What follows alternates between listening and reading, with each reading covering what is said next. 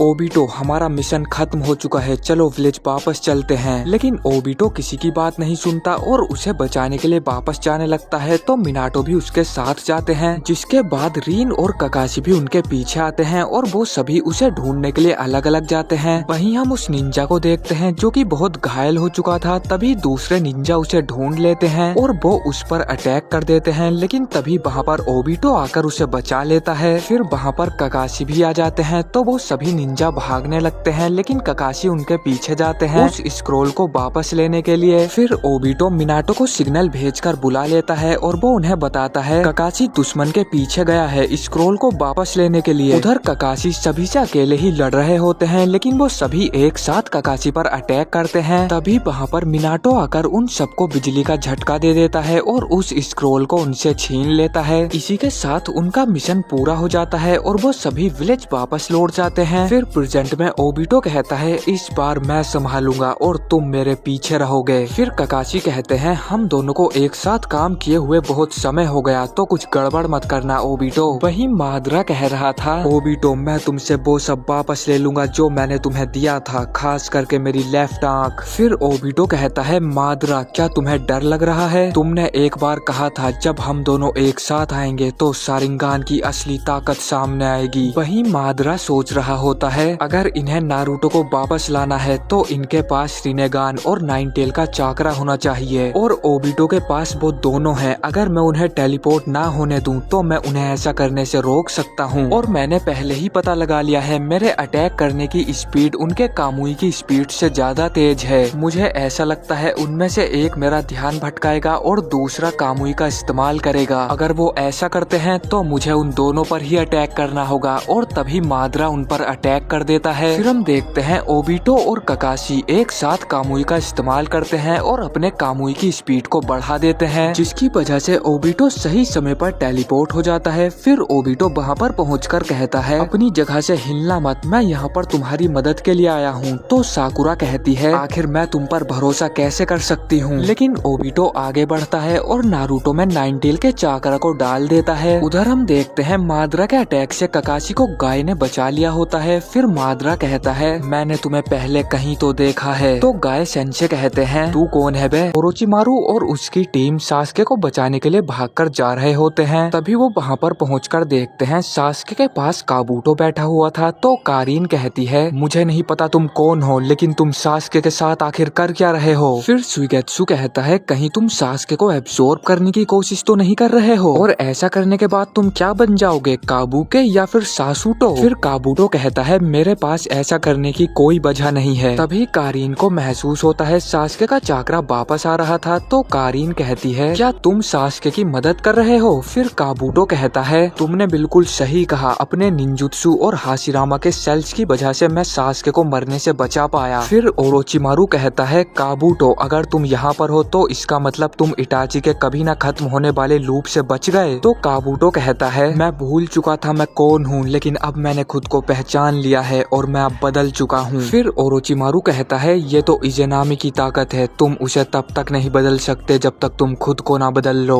वहीं माद्रा कह रहा था तुम जरूर यहाँ पर इसे बचाने आए होंगे, लेकिन तुम एक कंकड़ के अलावा और कुछ नहीं, तुम अब कुछ नहीं बदल पाओगे। तभी वहाँ पर मिनाटो और गारा भी आ जाते हैं। मिनाटो पूछता है ककाशी क्या तुम ठीक हो? तो ककाशी कहते हैं हाँ मैं बिल्कुल ठीक हूँ। फिर मिनाटो कहता है इस पर सिर्फ सेट जुत्सु और ताई जुत्सु ही काम करेगा। तो गारा कहता है इसका मतलब हमारी सारी उम्मीदें अब तुम दोनों पर ही टिकी हैं। फिर मिनाटो कहता है मैं सेट जुत्सु को इतने अच्छे से इस्तेमाल नहीं कर पाता हूँ, मैं चाकरा को जल्दी से और ज्यादा देर तक इकट्ठा नहीं कर पाता, और वैसे भी मेरे दोनों हाथ नहीं हैं तो मैं हैंड साइन भी नहीं बना पाऊंगा, मुझे नहीं लगता मैं ठीक से लड़ सकता हूँ। फिर गाय सेंसे आगे जाते हैं और वो कहते हैं अब समय आ चुका है अपनी असली ताकत दिखाने का, और तभी वो 7th gate of shock open कर लेते हैं। फिर माद्रा कहता है इसने सिर्फ 7 गेट ही ओपन किए, ये तो मेरी बेइज्जती कर रहा है। तभी गाय माद्रा पर अटैक करने लगते हैं। तो मिनाटो कहता है उन काली रोड्स को खुद को टच मत करने देना। उधर गाय अपने हिरुडोरा का इस्तेमाल करते हैं और उसे इस्तेमाल करने की वजह से गाय काफी कमजोर हो चुके थे। वहीं माद्रा को उस अटैक से कुछ भी नहीं हुआ था। तभी माद्रा गाय सेंसे पर अटैक कर देता है, लेकिन वहाँ पर ली आकर गाय सेंसे को बचा लेता है। फिर गाय सेंसे कहते हैं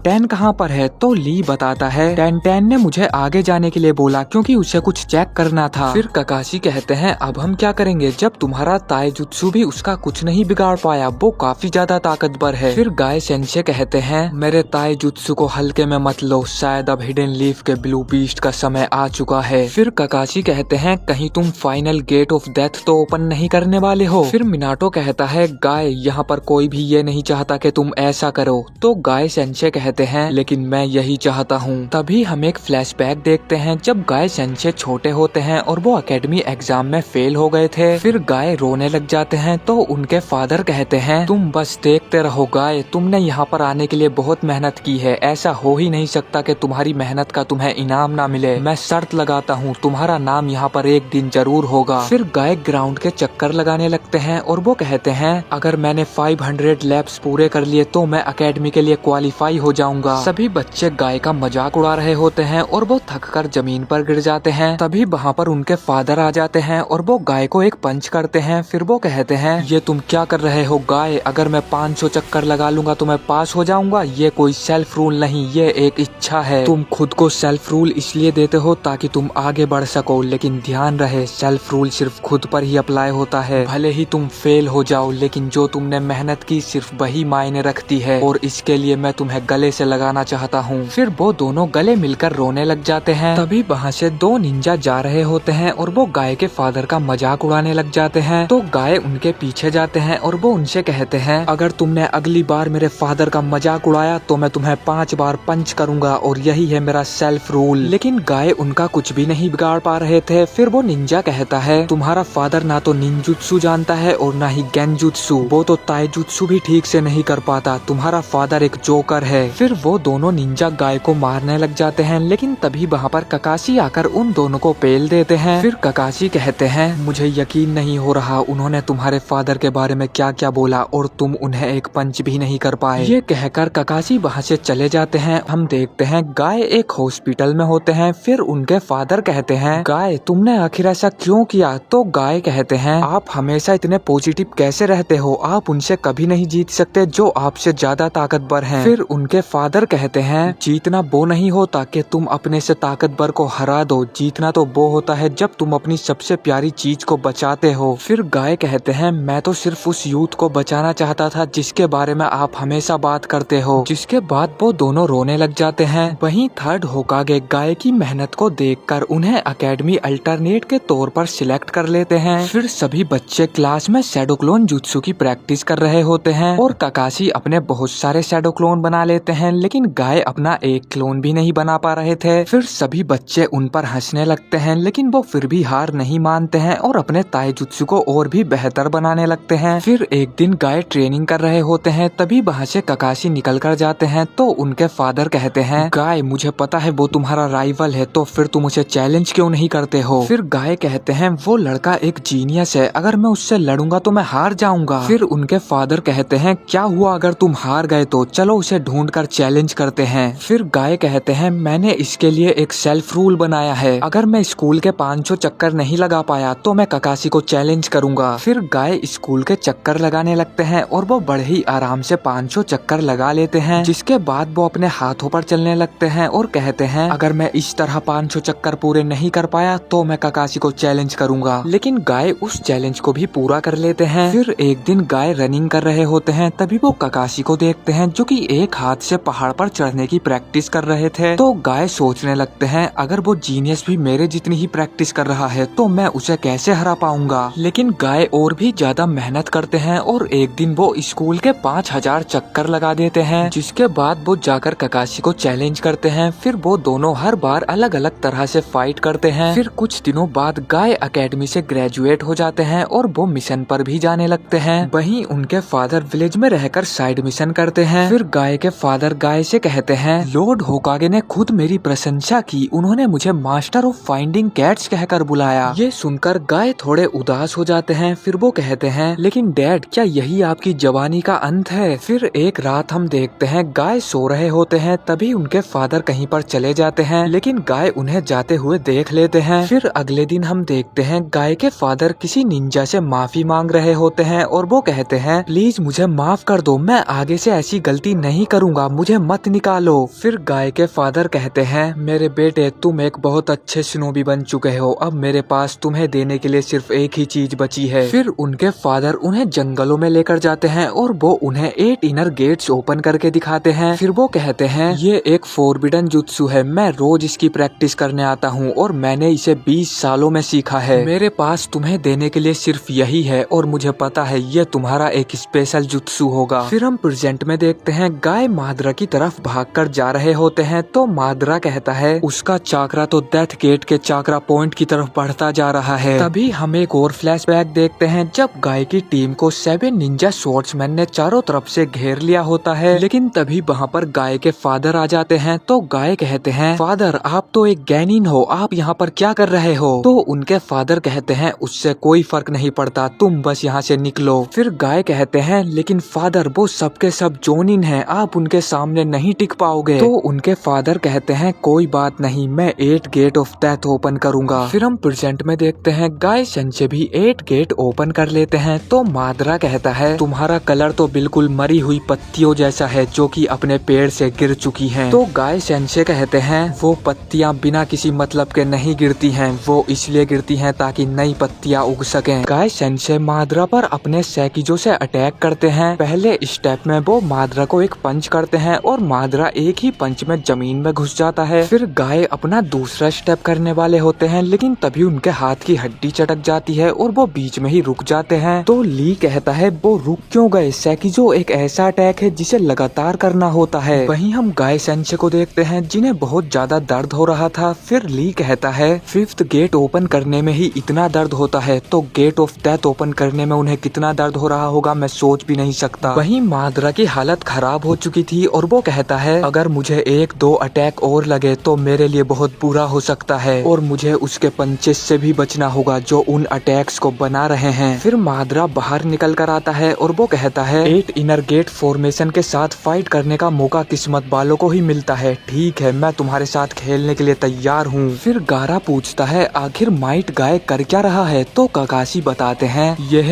8 इनर गेट फॉर्मेशन ली ने जिस जुत्सु का तुम्हारे खिलाफ इस्तेमाल किया था ये उस जुत्सु की फाइनल फॉर्म है। अगर तुम 8 इनर गेट ओपन कर दो तो तुम्हारी ताकत 5 कागे से 10 गुना ज्यादा हो जाएगी, लेकिन कुछ ही समय तक, और इसे इस्तेमाल करने वाले की मौत हो जाती है। फिर मिनाटो कहता है हमें गाय की मदद करनी चाहिए। माद्रा की जो ब्लैक बॉल है वो उनसे सिर्फ 70 मीटर तक ही अटैक कर सकता है और क्योंकि वो फिजिकली एग्जिस्ट करती हैं तो तुम अपनी कामुई से उन्हें दूर भेज सकते हो ताकि माद्रा उन्हें कंट्रोल ना कर पाए। फिर काकाशी कहते हैं मेरी लेफ्ट आंख खराब हो चुकी है तो मैं उस पर सही से निशाना नहीं लगा पाऊंगा। फिर मिनाटो कहता है गारा क्या तुम अपनी सैंड से काकाशी को वहाँ पर भेज सकते हो? तो गारा कहता है मैं काकाशी को वहाँ पर पहुँचा तो दूंगा लेकिन मेरी सैंड इतनी तेज नहीं कि वो माद्रा के अटैक से बच सके। तो मिनाटो कहता है उसे मैं संभाल लूंगा, काकाशी मेरी एक कुनाई लेकर जाएगा। तभी हम देखते हैं ली भी अपना 6th गेट ओपन कर लेता है। वहीं हम गाय को देखते हैं जो कि माद्रा पर फर्स्ट स्टेप से अटैक करते हैं, लेकिन माद्रा उस अटैक से बच जाता है। तभी गाय माद्रा पर 2nd, 3rd और 4th स्टेप से भी अटैक करते हैं और माद्रा अपनी जगह से हिल भी नहीं पा रहा था। फिर गारा अपने चारों तरफ एक शील्ड बना लेता है और गाय पर अटैक कर देता है, लेकिन तभी ली वहाँ पर एक कुनाई फेंक कर मारता है और मिनाटो वहाँ पर टेलीपोर्ट हो जाता है और सारे अटैक मिनाटो को लग जाते हैं। फिर काकाशी अपनी कामुई से माद्रा की शील्ड में एक छेद कर देते हैं और तभी गाय उस पर अटैक कर देते हैं। फिर माद्रा बहुत दूर जाकर गिरता है, लेकिन तब भी माद्रा को कुछ ज्यादा चोट नहीं आई थी। फिर माद्रा कहता है तुम हाशिरामा के बाद दूसरे बंदे हो जिसने मुझे इतना उत्साहित किया है, चलो मुझे दिखाओ तुम और क्या कर सकते हो। वहीं हम नारुतो को देखते हैं जो कह रहा था क्या मैं मर चुका हूँ? तभी वहाँ पर कोई बोलता है तुम्हें ऐसा क्यों लगता है कि तुम मर चुके हो? तो नारुतो उससे पूछता है आखिर तुम हो कौन? फिर हम देखते हैं बोथ है सेज ऑफ 6 पाथ। फिर वो कहते हैं मेरा नाम है हागोरोमो। फिर वो नारुतो को भाषण देने लगते हैं तो नारुतो कहता है चुप हो जाओ, मैं यहाँ तुम्हारी बकवास सुनने के लिए नहीं बैठा हूँ। फिर वो नारुतो को बताते हैं मैं हूँ सेज ऑफ 6 पाथ। तो नारुतो कहता है अच्छा तो तुम वही सेज हो जिसके बारे में नागाटो और जिराय सेंसे ने मुझे बताया था, और वो तुम ही हो जिसने निंजुत्सु को भी बनाया? तो हागुरोमो कहते हैं मैंने निंजुत्सु नहीं निंशु बनाया जो कि उम्मीद की किरण को जगाता है, इसे निंजुत्सु के साथ मत मिलाओ जो कि सिर्फ लड़ाई का कारण बनता है। फिर नारुतो कहता है ठीक है अगर तुम सेज हो तो मुझे यहाँ से बाहर निकालो। तो हागुरोमो कहते हैं मैं ऐसा नहीं कर सकता हूँ और जरा तुम अब मेरी बातें ध्यान से सुनो। सबसे पहले मैं तुम्हें अपनी मदर और लड़कों के बारे में बताता हूँ। मेरी मदर कागुया बहुत दूर से यहाँ पर आई थी डिवाइन ट्री के फ्रूट को लेने के लिए। उन्होंने उस फल को खाया जिसके बाद उन्हें पावर्स मिली और वो इस धरती पर शांति को लेकर आई। फिर नारुतो पूछता है तुम्हारी मदर आई कहाँ से थी? क्या वो तुमसे भी ज्यादा ताकतवर थी? लेकिन हागुरोमो कहते हैं वो आई कहाँ से थी ये मायने नहीं रखता और हाँ, वो बहुत ज्यादा ताकतवर थीं। कुछ लोग उन्हें रैबिट गॉडेस कहकर बुलाते थे और कुछ लोग डीमन। कुछ लोग उनसे डरा करते थे और कुछ लोग उनकी पूजा किया करते थे। फिर कुछ समय बाद मेरी मदर ने 2 बच्चों को जन्म दिया। मैं और मेरा भाई मिलकर टेंटेल से लड़े, जिसके बाद हमने टेंटेल को मेरे अंदर सील कर दिया। फिर मेरे भी 2 बच्चे हुए। बड़े बाले का नाम इंदिरा और छोटे बाले का नाम आसुरा रखा। मैंने उन दोनों को ही निंजा क्रीड सिखाया, लेकिन उन दोनों में बहुत अंतर था। एक के पास मेरा पावरफुल चाकरा था लेकिन दूसरे के पास नहीं था। इंदिरा बचपन से ही एक जीनियस था, लेकिन आसुरा हमेशा दूसरे लोगों की मदद लेता था। उसने बहुत मेहनत की और उसके अंदर भी चाकरा अवेकन हो गया। वो समझ चुका था कि वो दूसरों की मदद लेकर और भी ज्यादा ताकतवर बन सकता है। उसने प्यार करना सीखा और सीखा कि प्यार की ताकत से कुछ भी मुमकिन है। इसीलिए मैंने आसुरा को निंजा क्रीड का लीडर बनाया और सोचा कि उसका बड़ा भाई उसका साथ देगा। लेकिन इंदिरा ने मेरे फैसले को नहीं अपनाया, जिसकी वजह से कभी ना खत्म होने वाली लड़ाई शुरू हुई। और उन दोनों के खत्म होने के बाद भी उनका चाकरा बार बार इस दुनिया में जन्म लेता है। फिर नारुतो कहता है, ये तो बिल्कुल एकदम भूतिया फिल्म जैसा लग रहा है, क्या वो चाकरा अभी भी किसी के पास है? तो हागुरोमो कहते हैं, वो चाकरा तुम्हारे पास है नारुतो, तुमने ही आसुरा की जगह जन्म लिया है। छोटे भाई आसुरा ने तुम्हारे रूप में जन्म लिया है। मेरी आंखें तुम्हारे अंदर आसुरा के चाकरा को देख सकती हैं। तुम ये बात सुनकर जरा से भी हैरान नहीं हुए, शायद तुम उसके चाकरा को पहले ही महसूस कर चुके हो। और मुझे ये बताने की बिल्कुल भी जरूरत नहीं कि बड़े भाई इंदिरा की जगह पर किसने जन्म लिया है। फिर नारुतो कहता है, और वो है सासके। उधर हम सासके को देखते हैं और हागुरोमो उसे भी वही सब बातें बता रहे होते हैं। फिर नारुतो पूछता है, इसका मतलब हमसे पहले भी किसी ने जन्म लिया था? तो हागुरोमो कहते हैं, तुमसे पहले जिन्होंने जन्म लिया था वो थे हाशिरामा और मादरा उचीहा। हाशिरामा ने आसुरा की जगह पर जन्म लिया था और मादरा था इंदिरा। और ये तो तुम्हें पता ही है उनका अंत कैसे हुआ। मादरा ताकत को लेकर इतना पागल था कि उसने हाशिरामा की भी थोड़ी ताकत चुरा ली, जिसकी वजह से इंदिरा और आसुरा का चाकरा आपस में मिल गया और मादरा रिनेगान को अवेकन कर पाया। फिर नारुतो कहता है, इसका मतलब तुम अपने वंशज की लड़ाई इतने सालों से देखते हुए आ रहे हो? तो हागुरोमो कहते हैं, तुमने बिल्कुल सही कहा। मैंने निंसु बनाया जो चाकरा लोगों को आपस में जोड़े रखता, लेकिन मुझे इसका अंदाजा बिल्कुल भी नहीं था कि लोग उसका इस्तेमाल अपनी ताकत को बढ़ाने के लिए करेंगे। मेरी माँ के द्वारा इस दुनिया से अराजकता खत्म करने के बाद वो यहाँ पर अकेले शासन करती थीं, लेकिन उस ताकत ने मेरी माँ को घमंडी बना दिया और पूरी मानवता उस ताकत से डरने लगी। मेरी माँ जो कभी रैबिट गॉडेस हुआ करती थी, लोग उन्हें डीमन बुलाने लगे। अगर संपूर्ण ताकत किसी एक इंसान को दे दी जाए तो वो ताकत उस इंसान को बस में कर लेती है। अब मादरा भी मेरी मदर की तरह ही बन चुका है, उसकी ताकत की भूख बढ़ती ही जा रही है। इन्फिनिट सुकुयोमी सिर्फ तुम पर गेंजुत्सु ही नहीं करती, बल्कि जो इन्फिनिट सुकुयोमी को शुरू करता है वो तुम्हारी ताकत का इस्तेमाल कर सकता है, वो भी तुम्हें जिंदा रखे हुए। तुम लोग डिवाइन ट्री की जड़ों से बंध जाओगे और जीवित गुलाम बन जाओगे। तो मैं चाहता हूँ तुम उस मादरा को रोको। तभी हम देखते हैं वहाँ पर 1 टेल और 8 टेल भी आ जाते हैं। तो नारुतो कहता है, आखिर तुम दोनों मेरे अंदर क्या कर रहे हो? फिर 8 टेल कहता है, ओबिटो ने मादरा के अंदर से हम दोनों के चाकर को खींच लिया। उसे पता था तुम्हारे अंदर किन टेल बीस्ट की कमी है। तभी वहाँ पर 9 टेल भी आ जाता है और वो कहता है, ओबिटो ने मुझे भी तुम्हारे अंदर डाल दिया है, अब तुम्हारे पास 9 के 9 टेल बीस्ट का चाकरा आ चुका है। फिर नारुतो और सासके कहते हैं, भले ही हम दोनों भाई ना हो, लेकिन हम दोनों इस दुनिया में शांति लेकर आएंगे। जिसके बाद से जो 6 पाथ उन दोनों को अपनी ताकत देते हैं। फिर हम देखते हैं नारुतो और सासके को होश आ जाता है और उन दोनों के हाथ पर एक निशान बना हुआ था। फिर वो दोनों कहते हैं, अब समय आ चुका है। वहीं गाय सेंसे सोच रहे थे, ये मेरे सैकिजो से भी बच गया, और वो काफी ज्यादा थक भी चुके थे। फिर मादरा देखता है गाय का चाकरा कम होते जा रहा था, तो मादरा कहता है, ये अटैक उसका आखिरी अटैक होगा। फिर गाय अपने चाकरा को चार्ज करने लगते हैं। तो ये देखकर गारा कहता है, अब ये मत कहना कि उसके पास सैकिजो से भी बेहतर कुछ है। वहीं गाय अपने चाकरा से एक ड्रैगन बना लेते हैं। तो मादरा कहता है, मैं तुम्हारे चाकरा को देखकर ये कह सकता हूँ, मैं इतने सालों में जितने लोगों से लड़ा हूँ, कोई भी ताईजुत्सु में तुम्हें पीछे नहीं छोड़ सकता। मैं मादरा उचीहा घोषित करता हूँ, तुम उनमें सबसे ज्यादा ताकतवर हो। फिर गाय मादरा पर अटैक करने के लिए आगे बढ़ते हैं और हम देखते हैं उनका चाकरा इतना पावरफुल था कि मादरा का हथियार भी मुड़ जाता है। फिर गाय मादरा को एक लात मारते हैं और मादरा की सारी पसलियां टूट जाती हैं। उनके अटैक करने की वजह से वहाँ पर सब कुछ डिस्ट्रॉय हो जाता है। ली और गारा भी दूर जाकर गिरते करते हैं। फिर ककाशी कहते हैं ये गाय का आखिरी अटैक था, आखिर यहाँ पर हुआ क्या। वहीं हम गाय को देखते हैं, उनकी हालत बहुत ही खराब हो चुकी थी। उधर माद्रा का शरीर भी आधा कट गया होता है। फिर माद्रा खुद को हील करने लगता है और वो कहता है मैं तो लगभग मर ही चुका था, तुम तो बहुत खतरनाक हो, तुम भी मरने ही वाले हो, लेकिन तुम्हारी इज्जत रखने के लिए मैं ही तुम्हें मार देता हूँ। फिर माद्रा गाय पर अटैक कर देता है, लेकिन तभी वहाँ पर नारुतो आकर गाय को बचा लेता है। फिर नारुतो गाय के ऊपर हाथ रखता है और गाय का चाकरा वापस आने लगता है। तो माद्रा कहता है नारुतो तुम तो मुझे बदले बदले लग रहे हो, आखिर ओबिटो ने तुम्हारे साथ क्या किया। फिर नारुतो कहता है तुमने बिल्कुल सही कहा, मैं भी खुद को ढूंढने की कोशिश कर रहा हूँ, लेकिन मुझे लगता है अब मैं सब कुछ बदल सकता हूँ। तभी नारुतो माद्रा पर अटैक कर देता है, लेकिन माद्रा अपने हथियार से नारुतो को रोक लेता है। फिर माद्रा सोचने लगता है आखिर उसने मेरे हथियार को कैसे छू लिया, क्या मैं अभी पूरी तरह से हील नहीं हुआ? नहीं, उसकी ताकत अचानक से बढ़ चुकी है। फिर नारुतो कहता है सोन मुझे अपना थोड़ा चाकरा दो, और हम देखते हैं नारुतो उसका चाकरा लेकर लावा स्टाइल राशिन शुरिकेन बना लेता है। ये देखकर माद्रा वहाँ से भागने लग जाता है और तभी माद्रा अपने इनविजिबल अटैक लिम्बो से नारुतो पर हमला कर देता है, जैसा कि माद्रा ने पहले सभी टेल बीस्ट के ऊपर किया था। लेकिन नारुतो उस अटैक से बच जाता है और माद्रा के ऊपर राशिन शुरिकेन से हमला कर देता है। नारुतो माद्रा के साथ साथ उस बड़े पेड़ को भी काट देता है। फिर हम देखते हैं वो पेड़ गिरने लगता है, वहीं माद्रा भी पड़ा हुआ था। तभी माद्रा को किसी की आवाज आती है जो कहता है डिवाइन ट्री टेंटेल को अपने साथ ले जाओ। उधर नारुतो गाय को उठाकर वहाँ से ले जा रहा होता है। तभी हम माद्रा को देखते हैं जो डिवाइन ट्री को अपने अंदर एब्जॉर्ब करने लगता है। माद्रा उस पूरे पेड़ को अपने अंदर खींच लेता है। ये देखकर गारा कहता है आखिर वो पेड़ कहाँ चला गया। तभी नारुतो वहाँ पर गाय सेंसे को लेकर आ जाता है। फिर नारुतो कहता है ये बिल्कुल ठीक है, इन्हें कुछ नहीं होगा। तो ली कहता है नारुतो क्या तुमने इन्हें हील कर दिया? फिर नारुतो कहता है शायद हाँ, मुझे लगता है अब मैं ये सब चीजें कर सकता हूँ। उधर सासुके टोबिरामा के अंदर से माद्रा की रोड को निकाल रहा होता है। तो टोबिरामा सोचने लगते हैं ये माद्रा की रोड को टच कर रहा है और इसे कुछ भी नहीं हो रहा, आखिर इसके साथ हुआ क्या, ये तो मर रहा था ना। फिर सासुके कहता है क्या आप मुझे टेलीपोर्ट कर सकते हो? तो सेकंड होकागे कहते हैं मैंने अपना चाकरा मिनाटो के साथ लिंक किया था तो मैं तुम्हें टेलीपोर्ट कर सकता हूँ, लेकिन मेरे पास अभी उतना चाकरा नहीं तो मैं सिर्फ एक को ही टेलीपोर्ट कर पाऊंगा। उधर नारुतो कहता है ली गाय सेंसे का ध्यान रखना, और वो वहाँ से चला जाता है। वहीं साकुरा ओबिटो से कह रही थी तुम मेरे दुश्मन हो और तुमने मेरे बहुत सारे दोस्तों को मारा है, मुझे ये कहते हुए अच्छा तो नहीं लग रहा, लेकिन अब हम साथ मिलकर काम करेंगे, और हाँ नारुतो को बचाने के लिए थैंक यू। फिर ओबिटो कहता है मुझे तुम्हारी एक मदद चाहिए, एक दोस्त की तरह नहीं बल्कि एक दुश्मन की तरह। वहीं माद्रा नारुतो से कह रहा था तुम मुझे नहीं हरा पाओगे, मैं अमर बन चुका हूँ, क्या तुम्हें दिखाई नहीं दे रहा, मैंने अमरता को हासिल कर लिया है। फिर नारुतो कहता है तुम बेवकूफ हो,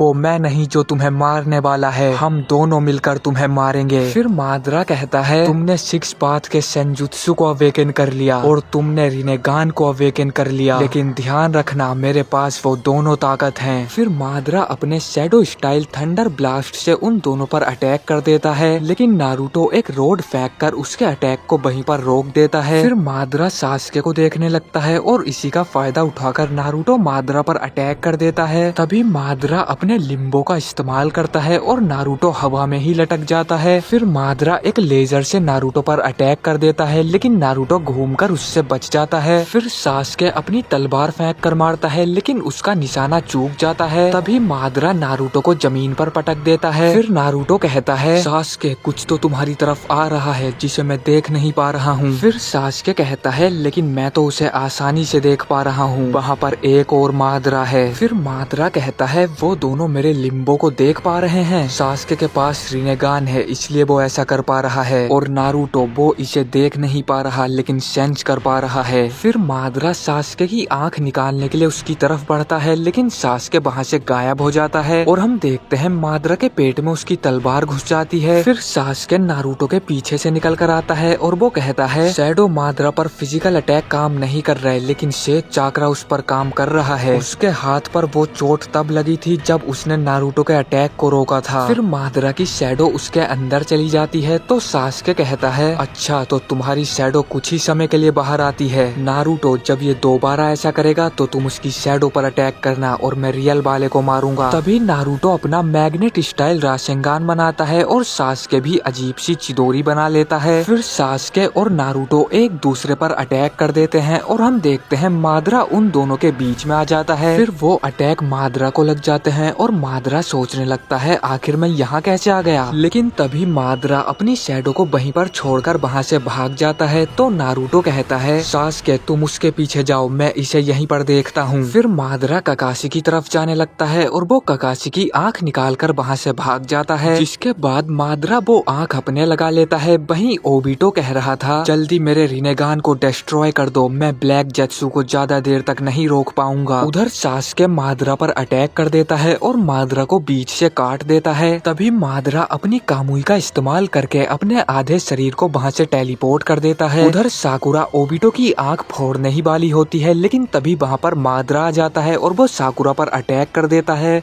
तो एपिसोड की स्टार्टिंग में हम देखते हैं साकुरा ओबिटो की आंख फोड़ने ही वाली होती है। तभी वहाँ पर मादरा आ जाता है और वो साकुरा पर अटैक कर देता है, लेकिन ओबिटो अपनी कामुई का इस्तेमाल करके साकुरा को वहाँ से बाहर भेज देता है। फिर साकुरा ककाशी को देखकर कहती है आपकी आंख को क्या हुआ। तो ककाशी कहते हैं मेरी आंख मादरा ने चुरा ली। जिसके बाद साकुरा उन्हें हील करने लग जाती है। फिर ककाशी पूछते हैं ओबिटो का क्या हुआ। मुझे पता है मादरा मेरी आंख का इस्तेमाल करके वहीं पर गया होगा। तो साकुरा कहती है मुझे कुछ समझ नहीं आया, मैं एक पल में ही बाहर आ गई। तभी उसे ओबिटो की बात याद आती है जब ओबिटो उससे कह रहा था तुम जल्दी से मेरी आंख को डिस्ट्रॉय कर दो। अगर जेत्सु ने मुझ पर कंट्रोल कर लिया और मेरी आंख मादरा को दे दी तो बहुत बड़ी दिक्कत हो सकती है। मैं एक ही रिनेगान को कंट्रोल कर पाया क्योंकि ये रिनेगान बहुत पावरफुल है। अगर मादरा को ये दोनों आंखें मिल गयी तो उसे कोई भी नहीं रोक पाएगा। वहीं हम देखते हैं मादरा ने ओबिटो को पकड़ लिया होता है और मादरा ओबिटो को बताता है रीन के अंदर 3 टेल चिंचुरी की डालने का प्लान हिडन मिस्ट का नहीं बल्कि मेरा ही था, लेकिन उसने ककाशी के हाथों अपनी जान दे दी, पर उसमें भी मेरा ही फायदा हुआ। तुम मेरे प्यादे बन गए। तो